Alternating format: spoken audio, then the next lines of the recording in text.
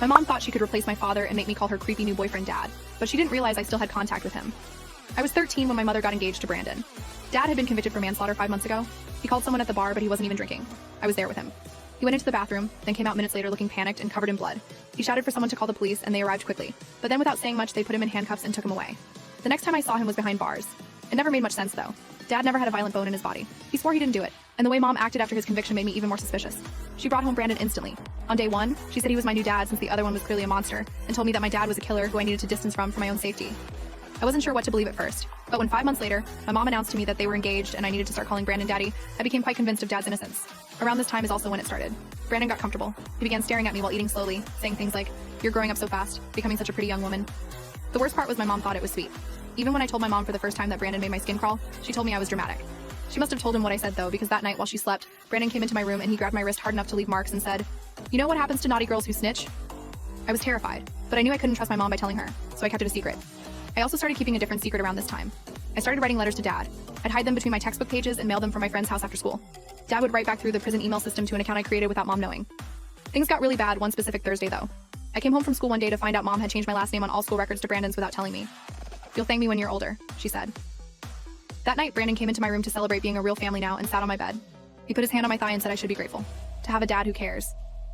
I pushed him off and locked myself in the bathroom until he left. I remember writing to Dad about that incident.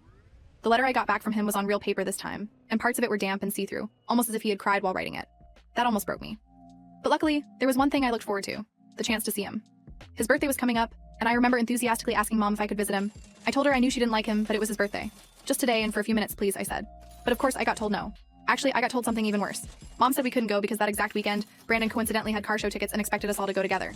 He specifically requested us to have adjoining hotel rooms. When I told them I'd rather visit Dad, Mom exploded. "He's a killer. You're not visiting a murderer." When I said, "He's innocent and he's still my dad," Brandon backhanded me across the face while Mom watched. She said nothing. I was forced to go with them that weekend. And while I was sleeping, the worst happened. Brandon snuck in. He was drunk. And this time, he didn't restrain himself to just a thigh grab. His hand went all the way.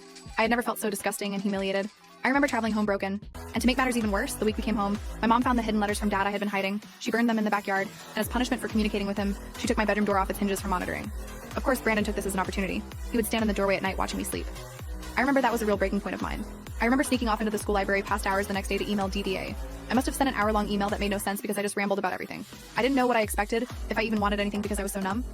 But then 2 weeks later, I got a reply from him. It was lengthy, super lengthy, telling me all the right things and how everything was going to be okay. But there was one thing that stuck out. "Did you check where I said?" I became confused. Check where? I started going through every single email he had ever sent me, and that's when I found it. In one of the more recent emails, Dad had told me to go up to the attic and behind the radiator. I remember,